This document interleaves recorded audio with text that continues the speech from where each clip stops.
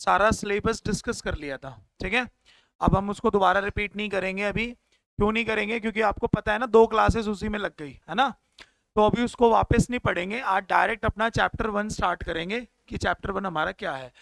अच्छा, एक बात और बता दो लेकिन शुरू करने से पहले, जब भी आप इंग्लिश लैंग्वेज की बात करते हैं, ठीक है, किसी भी कॉम्पिटिटिव फील्ड में, तो 3 टाइप्स के क्वेश्चन हर पेपर में आते हैं, ठीक है। एक बार आप वो सारे बच्चे देख लो, क्योंकि जो बच्चा लास्ट क्लास में नहीं आया होगा उनको पता नहीं चलेगा। अगर मैं कोई भी सेंटेंस लिखवाऊंगा तो आप ये मत समझना कि सर ने जिस फॉर्मेट में लिखवाया है तो पेपर में भी एज इट इज उसी फॉर्मेट में आएगा, ऐसा नहीं होता। डिफरेंस क्या होता है ये बता देता हूं। सबसे पहला जो हमारे पास क्वेश्चन होता है वो होता है जिसको हम लोग बोलते हैं एरर फाइंडिंग। क्या होता है भाई? Error finding. एरर फाइंडिंग क्या होता है कि आपको स्टेटमेंट में स्पॉट द एरर करना पड़ता है। स्पॉट का मतलब क्या होता है भाई? फिगर आउट करना, किसी को पहचानना, ठीक है। तो एक स्टेटमेंट लिखी होगी, उस स्टेटमेंट में आपको फाइंड करना होगा कि जो गलती है वो कहां पर आ रही है। पॉइंट नंबर 1 क्लियर हो गया। अगर मैंने कोई एग्जाम्पल इसमें लिखवाया है तो इसका मतलब ये नहीं कि वो इसमें ही पूछेगा, क्या पता वो पॉइंट नंबर 2 से भी पूछ ले। और पॉइंट नंबर 2 होता है हमारे पास क्या? इंप्रूवमेंट इन द सेंटेंस, ठीक है। Improvement in the sentence. अब इंप्रूवमेंट इन द सेंटेंस क्या होता है sir? Improvement in the sentence होता है, अभी मैंने कहा था एक पूरी लाइन होगी और वो लाइन डिवाइड होगी भाई 1 2 3 4 पार्ट्स में, और उस अगर आपको उस पार्ट्स में एरर फाइंड करना है तो उसको बोलते हैं स्पॉट द एरर। लेकिन अगर मान के चलते हैं उस पूरी लाइन में कहीं पे एक वर्ड लिखा हुआ है वॉज, कौन सा वर्ड लिखा हुआ है? वॉज, और वो वॉज के नीचे अंडरलाइन कर दे, ठीक है ना, यानी कि वो एग्जैक्ट बता दे कि ये जो वॉज है, आपको ये फिगर आउट करना है कि ये यहां सही है गलत है। इसको बोलते हैं क्या? Improvement in the sentence. कुछ किताबों में इसका नाम अंडरलाइनिंग एरर भी होता है। क्या होता है भाई? Underlining error. मतलब क्या हो गया? जिस पे अंडरलाइन होगा आपको ये बताना होगा कि ये सही है या फिर गलत है। समझ में आया? दूसरा। और तीसरा पॉइंट होता है हमारा फिलिप्स। फिलिप्स जिसको हम लोग क्या भी बोलते हैं भाई? फिलिंदा। ये तो आप सभी को पता ही है। 4 ऑप्शंस होंगे, 4 में से कोई भी एक आंसर दिया जाएगा, ठीक है। मेरा कहने का मतलब क्या है कि अगर मैं कोई question fill in the blank से दे रहा हूं तो अंडरस्टूड है कि पेपर में वो इंप्रूवमेंट से भी आ सकता है और एरर से भी आ सकता है।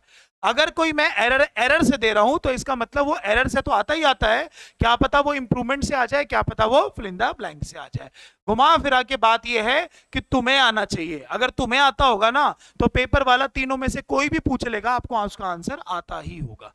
समझ गए भाई? शुरू करें, क्योंकि एक बेसिक बात होती है, अगर किसी भी कॉम्पिटिटिव फील्ड की इंग्लिश सीखना चाहते हो तो आपको ये 3 पॉइंट्स पता होने चाहिए, ठीक है। कितने मार्क्स के होते हैं, क्या होते हैं, ये हम पिछले क्लास में डिस्कस कर चुके हैं।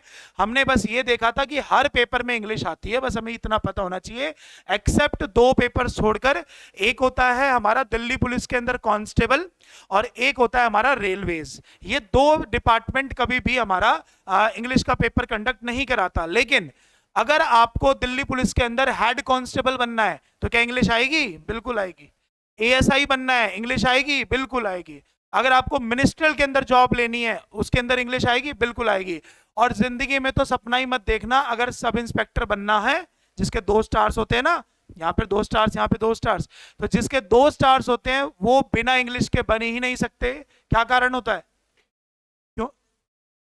उनके सबसे पहले तो उनके पेपर में 200 नंबर की इंग्लिश आती है, समझ गए? उनके प्री में 200 नंबर का पेपर होता है जिसमें इंग्लिश, मैथ, रीजनिंग, जीके होती है। फिर पेपर 2 में फिजिकल टेस्ट होता है। फिर पेपर 3 में 200 नंबर की सिर्फ इंग्लिश आती है। और ना जो पेपर 1 होता है वो क्वालिफाइंग होता है, मतलब उसके नंबर नहीं जुड़ते कभी भी। तो सिर्फ नंबर किसके जुड़ते हैं? जो 200 नंबर की क्या होती है? इंग्लिश। और कभी भी कोई भी लिखा पढ़ी का काम होता है, कहीं पे कोई इंट्रोडक्शन देने का काम होता है, तो यार कांस्टेबल जाके इंग्लिश में थोड़ी ना बोल पाएगा, इवन हेड कांस्टेबल भी नहीं जा पाएगा। अगर आप थाने में जाओ, आप कुछ मत करो, आप जाके सिर्फ इंग्लिश में बोलने लग जाओ। आप इस थाने में जाओ, आप जाके इंग्लिश में जाओ, बल्कि जाना मत, मैं वैसे बता रहा हूं कि वहां जाके आप इंग्लिश में बोलने लग जाओ। कांस्टेबल बोलेगा आप हेड कांस्टेबल से मिलो, हेड कांस्टेबल बोलेगा आप बड़े साहब आ रहे हैं आप उससे मिलना। समझ गए ना? क्योंकि सब इंस्पेक्टर ने ही इंग्लिश पढ़ी होती है, ये फैक्ट्स है। ठीक है, मतलब इसका मतलब ये नहीं है कि हेड कांस्टेबल को बिल्कुल भी नहीं आती, लेकिन उनके पेपर में उतनी जरूरत नहीं होती, समझ गए भाई। लेकिन इसके अलावा चाहे आप टीचिंग फील्ड में जाना चाहते हो, नॉन टीचिंग फील्ड्स में जाना चाहते हो, आपको इंग्लिश से होकर ही गुजरना पड़ेगा, समझ गए ना। चलिए, तो आज शुरू करते हैं हम लोग। सबसे पहला फर्स्ट चैप्टर हमारा स्टार्ट होगा आज, हेडिंग डालेंगे चैप्टर नंबर 1 नाउन।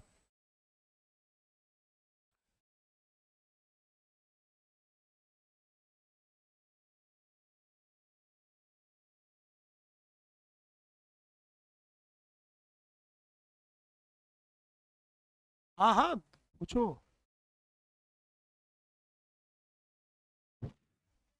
बहुत ज्यादा डिफरेंसेस है।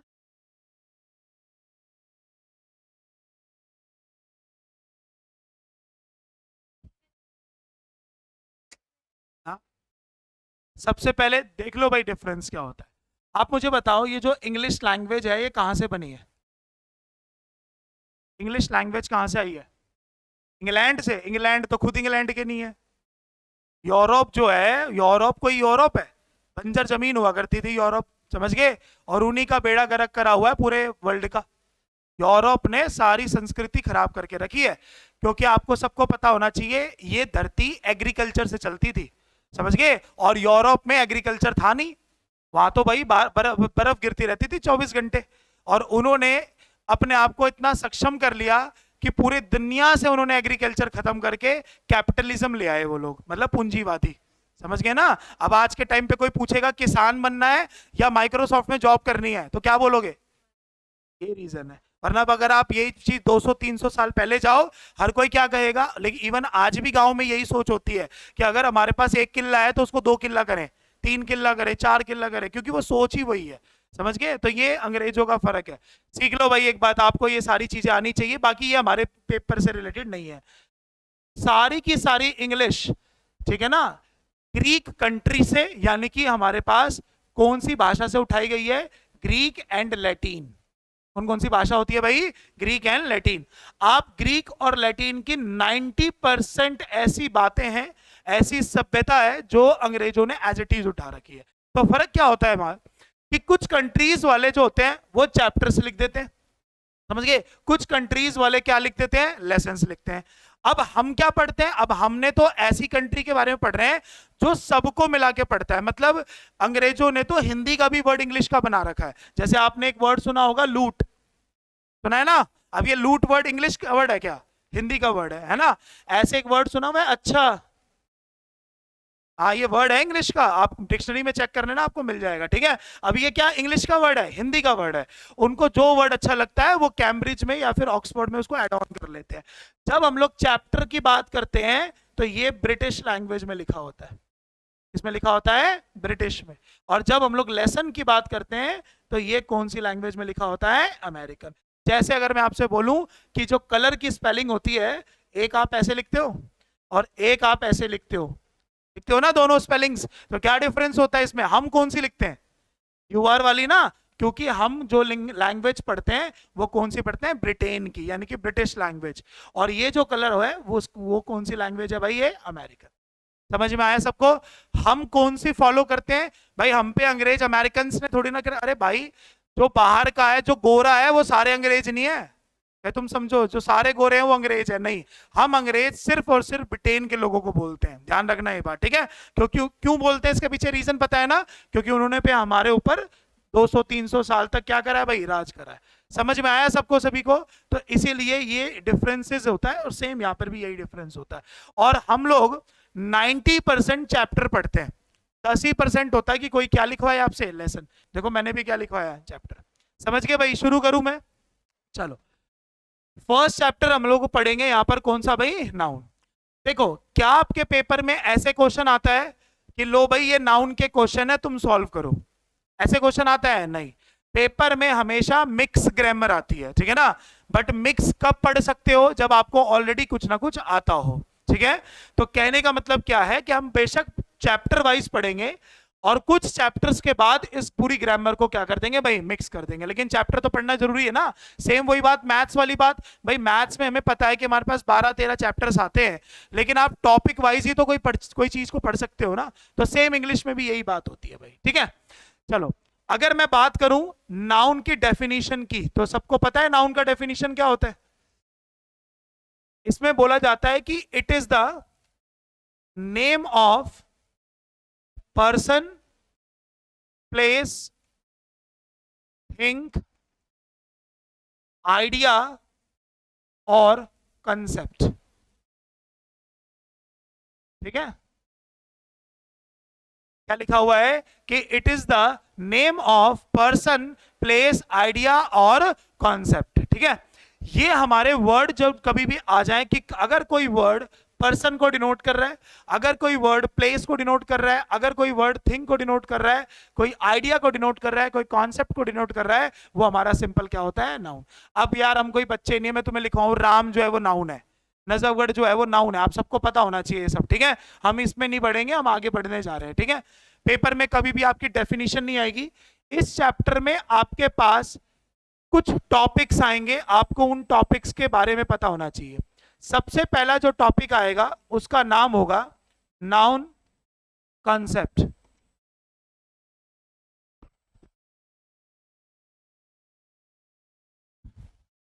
दूसरा जो टॉपिक होगा वो होगा नाउन कंपाउंड्स। एक बार सभी देख लो फिर लिखना। तीसरा जो इसके अंदर टॉपिक होगा वो क्या होगा? Noun types. नेक्स्ट इसके अंदर जो टॉपिक होगा वो होगा नाउन नंबर। नेक्स्ट जो इसके अंदर टॉपिक होगा वो होगा नाउन जेंडर। और लास्ट इसके अंदर जो टॉपिक होगा वो होगा नाउन केस। ठीक है, मतलब एक चैप्टर है लेकिन उसके अंदर कितने टॉपिक्स हैं? 6। समझ रहे हो? देख लो कितनी बड़ी बात है ये। और आप देखना जब ये चैप्टर मैं ओवर कराऊंगा ना, कम से कम भी आपके पास 300 प्लस एरर्स होंगे। समझ गए ना? 300 प्लस एरर्स हो गए, 200 एरर का मैं आपसे टेस्ट लूंगा। ठीक है ना? और 1500 एरर मैं आपको ऑनलाइन भेजूंगा। अब आप देख लो ये एक चैप्टर्स के एरर है। इसीलिए आप, अगर आपने कभी किसी से सुना होगा कि बच्चे बोलते हैं कि सर जो पढ़ाते हैं ना वही वाला एरर एज इट इज आ जाता है, वो यही कारण है। समझ गए ना? क्योंकि मैं जो इंग्लिश पढ़ाता हूं वो टोटल आपको 22 बुक्स की पढ़ाता हूं। समझ गए? अब तुम 22 बुक्स पढ़ने निकल गए तो तुम्हें पता है ना एक जन्म और लेना पड़ेगा, तो तुम्हें जरूरत भी नहीं है उसकी, क्योंकि तुम सिर्फ इंग्लिश पढ़ोगे तो इंग्लिश ही तो स्ट्रांग होगी ना, नौकरी थोड़ी ना लग जाएगी। अरे बस समझ में, नौकरी लगने के लिए तो आपको हर एक चैप्टर, हर एक सब्जेक्ट पढ़ना पड़ेगा। ठीक है, तो हमने यहाँ पर 6 यहाँ पर सब टॉपिक्स लिखे हुए हैं, जिसमें से आज हम फर्स्ट क्लास में क्या शुरू करने वाले हैं? Noun concept. एक बार आप लिख लीजिए।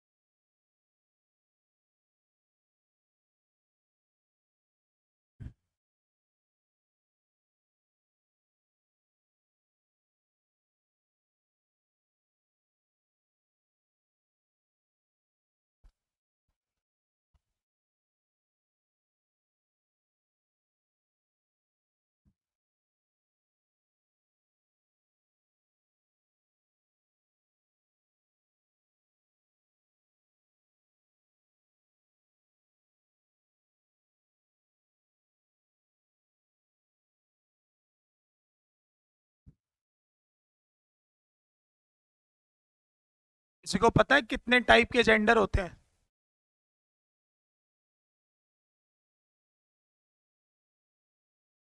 एक। कितने होते हैं?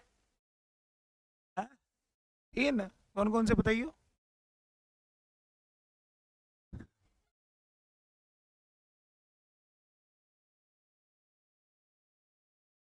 उनको जेंडर बोलते हैं या सेक्स बोलते हैं? डिफरेंस नहीं होता दोनों में? आपको ये डिफरेंस ही नहीं पता दोनों में क्या होता है? कितने होते हैं भाई? हैं? 8-10 तो होते होंगे। दिखाएंगे आपको कि कितने जेंडर होते हैं। ठीक है, सबने लिख लिया? हेडिंग डाल दो नाउन कॉन्सेप्ट और हेडिंग डाल के आप आराम से बैठो, ठीक है, आपको कुछ नहीं लिखना।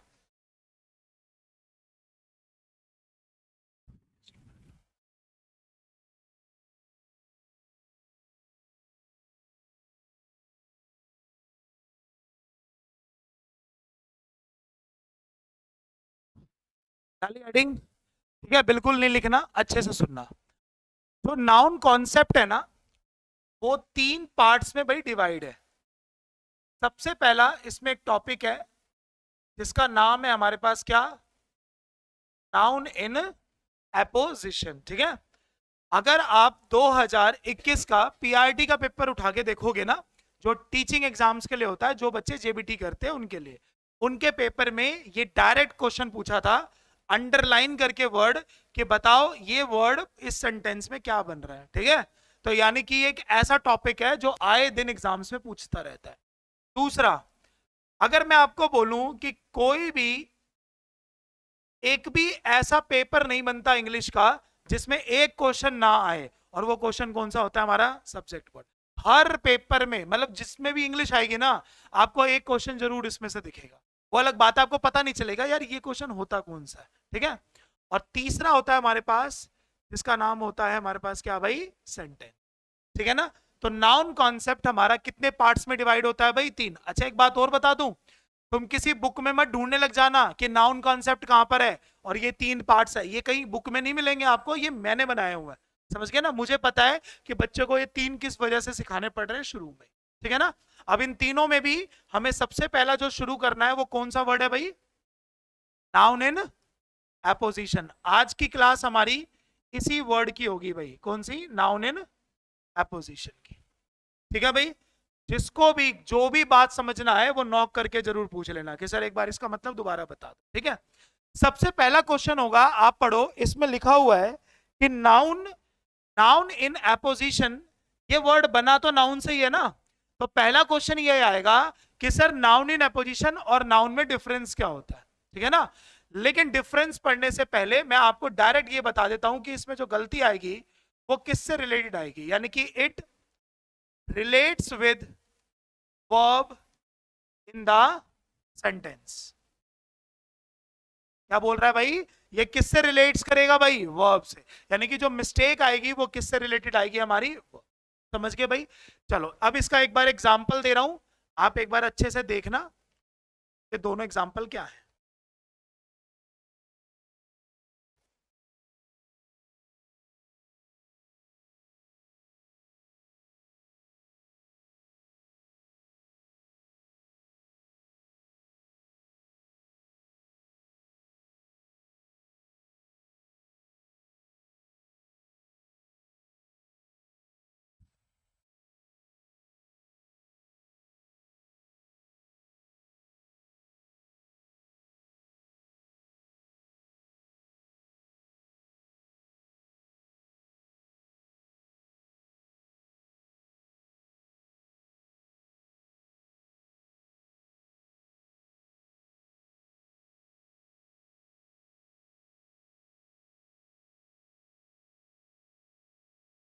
अनुज दिख रहा है भाई लास्ट से, ठीक है। पढ़ेंगे एक बार दोनों सेंटेंसेस और देखेंगे दोनों सेंटेंसेस में डिफरेंस क्या है। फर्स्ट सेंटेंस क्या लिखा है कि Mahatma Gandhi was a great leader, he is known as father of the nation, ठीक है। दूसरा पढ़ो क्या लिखा हुआ है, Mahatma Gandhi a great leader is known as father of the nation. Almost दोनों सेंटेंस की जो मीनिंग है वो क्या है, सेम है। अच्छा आपसे मैं एक बात पूछूं कि जो पहला सेंटेंस है वो कौन से टेंस में बना है, प्रेजेंट में या पास्ट में, पास्ट में। किससे पता चल रहा है भाई आपको, वॉज, ठीक है ना। और जो दूसरा सेंटेंस है वो किसमें बना हुआ है, वो प्रेजेंट में। अच्छा ये क्यों बना है, ये रीजन पता चल रहा है, क्योंकि भाई वो ग्रेट लीडर थे और वो अभी भी क्या है, फादर ऑफ द नेशन है, ठीक है ना, इसमें कोई डाउट नहीं है ना। अच्छा दूसरा सेंटेंस पढ़ो क्या लिखा, Mahatma Gandhi a great leader is known as father of the nation. तो यहां पर हमने कौन सी वर्ब यूज करी भाई, इज, यानी कि सिंगुलर, यानी कि प्रेजेंट की वर्ब यूज करी। तो प्रेजेंट की वर्ब फिर से क्यों यूज करी, समझ में आया, क्योंकि वो अभी भी क्या है, हमारे फादर ऑफ द नेशन है। अच्छा आपको दोनों सेंटेंस में कुछ डिफरेंस दिख रहा है,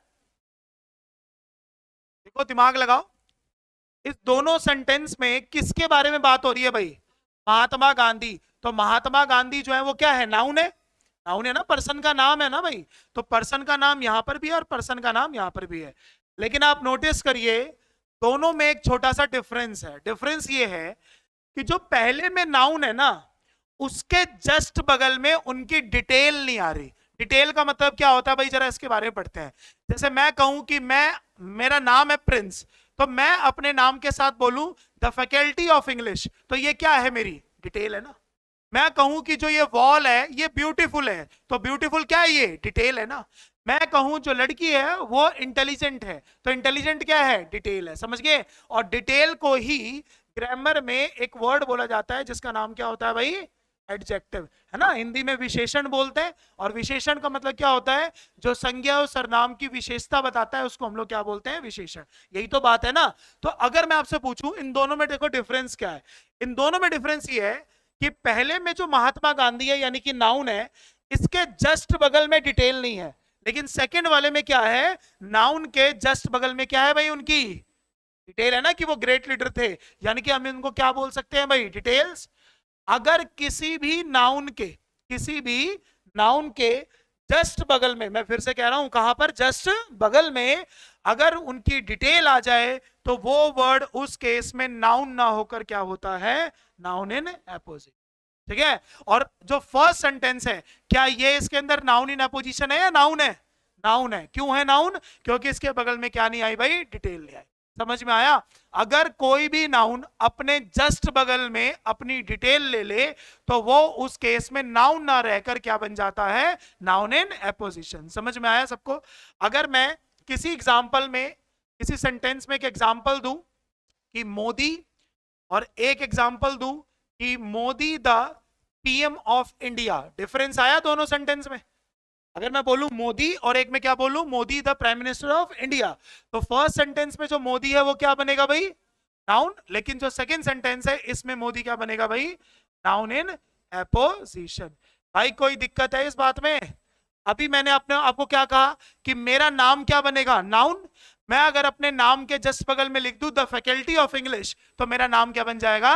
नाउन इन एपोजिशन। कोई डाउट नहीं है इसमें? यानी कि अगर कोई भी नाउन अपने जस्ट बगल में क्या फॉलो कर ले भाई? डिटेल्स, तो वो नाउन उस केस में क्या बन जाता है? नाउन इन एपोजिशन। ठीक है। कोई भी बच्चा इसको ऑपोजिशन नहीं बोलेगा, ठीक है ना। ओ नहीं है, ये क्या है? ए है। ठीक है ना, एपोजिशन। और नाउन इन एपोजिशन को कैसे फाइंड करते हैं? जब नाउन के जस्ट बगल में क्या लगी हो भाई? डिटेल लगी हो। ठीक है। अब ये फिगर आउट करने की बात आ रही है, तो मैं आपको वही वाला क्वेश्चन एक बार समझा देता हूं। एक सेंटेंस लिखा हुआ था,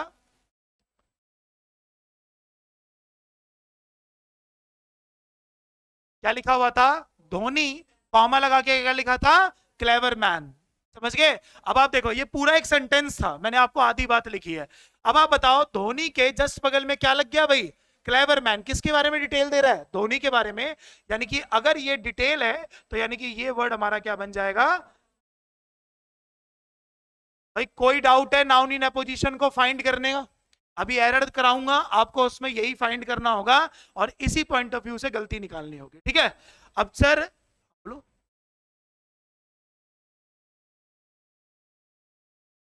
ये है ना दोनों में, लेकिन दोनों में डिफरेंस क्या है?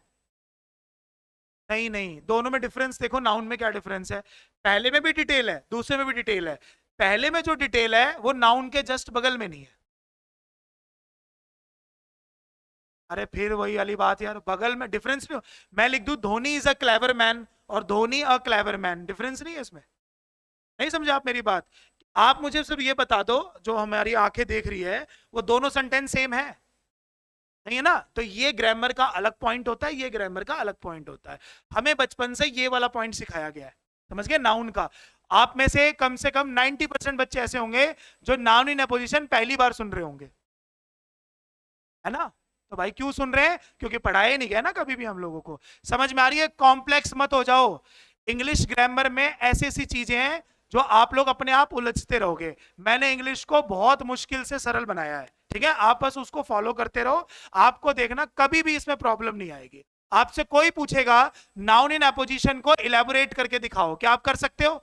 आपसे कोई भी सेंटेंस कैसा भी पूछ लिया जाए, आपको सिंपल क्या देखना होगा कि उसके नाउन के बिल्कुल जस्ट बगल में क्या उसकी डिटेल लगी है या फिर नहीं लगी। दैट्स इट, समझ गए? अभी मैं आपको CGL, CPO, D triple S be in सब के क्वेश्चंस कराऊंगा, अपने आप आपको और समझ में आए, ठीक है ना?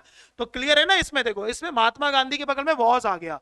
अब इस वॉज से पहले ये सब्जेक्ट है, सब्जेक्ट के प्लेस पर या तो नाउन होता है या तो प्रोनाउन होता है, इसीलिए ये नाउन है, ठीक है? लेकिन इस सेंटेंस में कॉमा लगा के इसको के बगल में क्या लगा दिया था? अ ग्रेट लीडर। तो इससे पहले ये क्या बनेगा? Noun in opposition. Sir mistake क्या आती है पेपर में? तो पहली मिस्टेक आती है फाइंड करना कि क्या ये नाउन है या नाउन इन अपोजिशन है। कर लोगे अब तो आराम से। अब दूसरी मिस्टेक बताने जा रहा हूं मैं, आप लोग अच्छे से सीखना कि नाउन इन अपोजिशन की मिस्टेक क्या आती है। नाउन इन अपोजिशन की जो मिस्टेक आती है वो ये आती है कि अगर सेंटेंस में आपको नाउन इन अपोजिशन दिख रहा है, ठीक है, आपने देखा कि सेंटेंस में ये वर्ड नाउन इन अपोजिशन है, तो आप हमेशा ध्यान रखना कि नाउन इन अपोजिशन के अकॉर्डिंग ही क्या यूज होती है भाई? वर्ब यूज होती है। यानी कि तो हमने एक यूनिवर्सल मेथड पढ़ा है, according to subject verb is used in the sentence. If subject is singular then verb is singular, if subject is plural then verb is also a plural. अगर सेंटेंस का सब्जेक्ट जो होता है वो singular होता है तो वो वर्ब भी कैसी कैरी करता है? सिंगुलर। अगर सेंटेंस का सब्जेक्ट प्लूरल होता है तो वो वर्ब भी कैसी फॉलो करता है? प्लूरल। तो ये तो सब्जेक्ट के लिए था, लेकिन आपने ये सेम बात किस वर्ड के लिए भी पढ़ ली भाई? Noun in opposition. आप बस ये फाइंड करो सेंटेंस में कि नाउन इन अपोजिशन सिंगुलर है तो वर्ब कैसे लगाओ? सिंगुलर।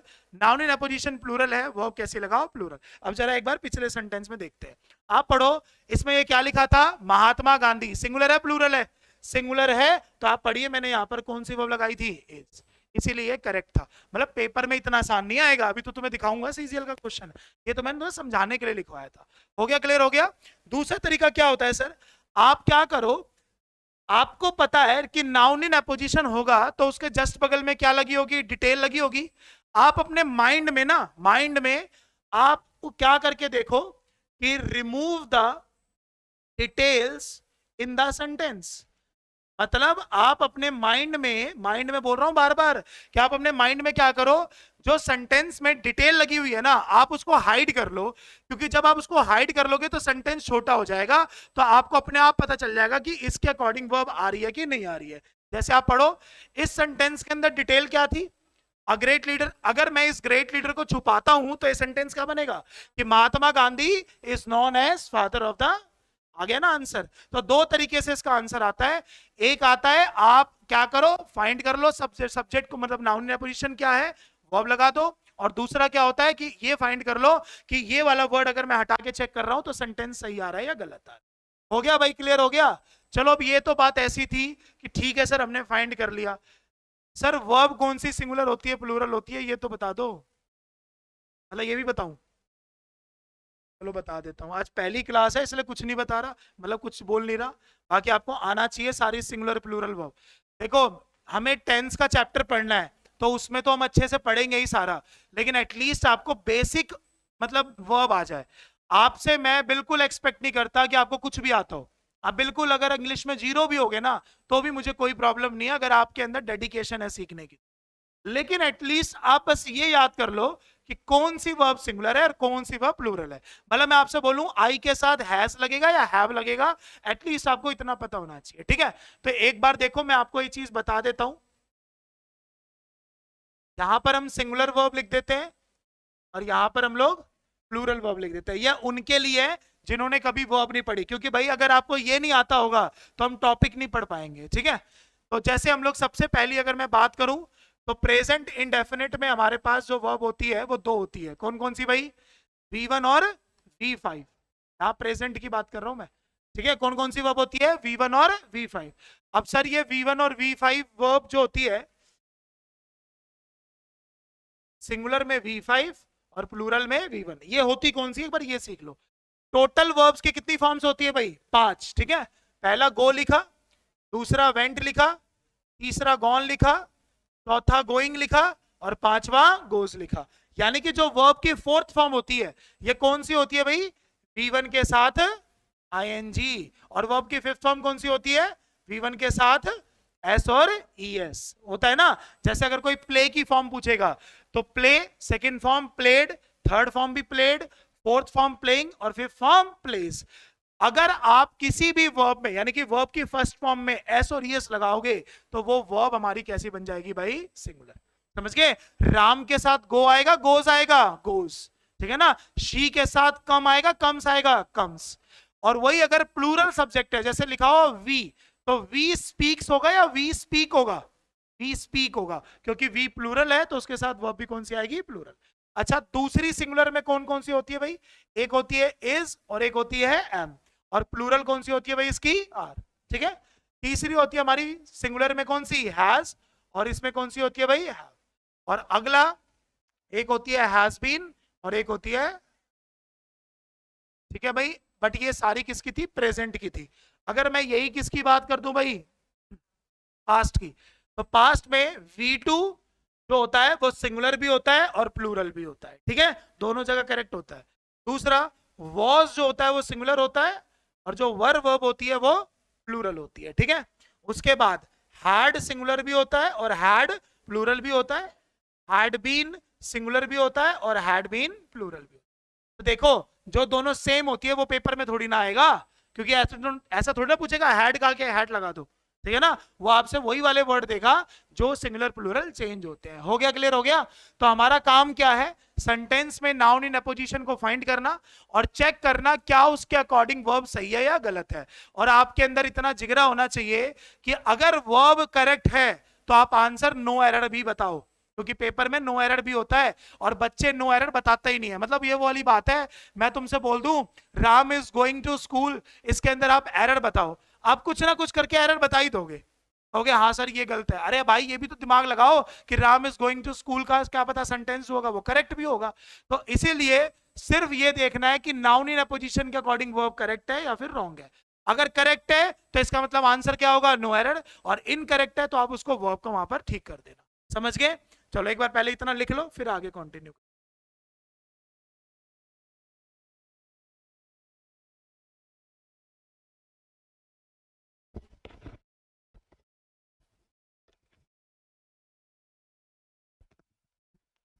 लिख लिया? पढ़ लिया?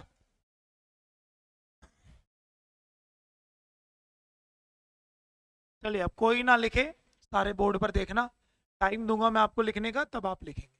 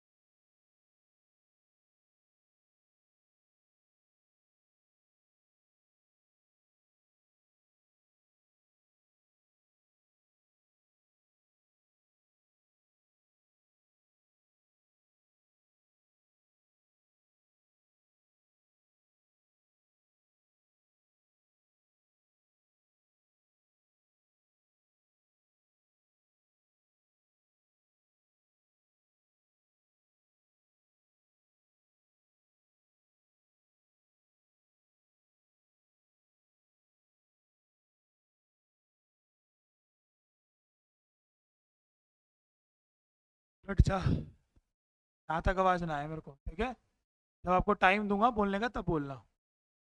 एक सिंपल सा सेंटेंस है ये, मतलब सिंपल तो नहीं है क्योंकि पढ़ा दिया, लेकिन जब एग्जाम का जो सेंटेंस होता है वो एक अलग होता है, ध्यान रखना हमेशा। ठीक है, क्योंकि वो आपको लगेगा कि हमने ठीक करा है, इन रियलिटी में फिर वो ठीक नहीं मिलता। सिंपल सा क्वेश्चन है, आपने जो कंसेप्ट पढ़ा है उस बेसिस पर आंसर देना है। एक बार क्वेश्चन पढ़ लो पूरा, क्या लिखा है कि my brother human garbage disposal. ठीक है, आगे क्या लिखा हुआ है? कंज्यूम 5 बर्गर्स इन 1 सिटिंग लास्ट नाइट। थोड़ा सा मीनिंग समझ में आ रहा है? ह्यूमन गार्बेज डिस्पोजल का मतलब क्या होता है कि मतलब जो कुछ भी कूड़ा करकट खा ले वो सबको डाइजेस्ट कर देता है। समझ गए ना? तो ये सरकास्टिक वे में होता है ना कि कुछ भी खा लेगा, तो ये उस वे में बोल रहा है। आगे लिखा हुआ है कंज्यूम 5 बर्गर्स इन 1 सिटिंग लास्ट नाइट। जब भी क्वेश्चन आपके पास आए तो उसका आपको मीनिंग समझ में आना चाहिए, ऐसा नहीं कि एग्जैक्ट पूरा आप इसकी हिंदी से इंग्लिश से हिंदी ट्रांसफर कर दो, नहीं। आप ये कहना क्या चाहता है बस आप ये समझ लो, उसी बेसिस पर इसका आंसर दो, ठीक है। अब आप पढ़ो, मैंने किस वर्ड को अंडरलाइन कर दिया, इसको कौन सा एरर बोलेंगे, अंडरलाइनिंग एरर। कौन सा एरर, अंडरलाइनिंग एरर। तो अंडरलाइनिंग एरर में हमने पहला ऑप्शन क्या देखा, इज कंज्यूमिंग, यानी कि या तो कंज्यूम की जगह पर इज कंज्यूमिंग होगा। दूसरा ऑप्शन क्या है, नो इंप्रूवमेंट। क्या मतलब हुआ इसका, अगर वो बिल्कुल सही है, अगर आपको लगता है कि ये वर्ब की फर्स्ट फॉर्म करेक्ट है तो आप आंसर कौन सा लगा दो, बी। अगर आपको लगता है कंज्यूम की जगह पर कंज्यूम्ड आ जाएगा तो आंसर इज सी। और अगर आपको लगता है कंज्यूम की जगह पे कंज्यूम्स आ जाएगा सो आंसर इज डी। ठीक है, बता भाई। हाँ, ए बी सी या D, last. Ma'am first is consuming, first, first. Yes ma'am. अजी, सी है, सी है।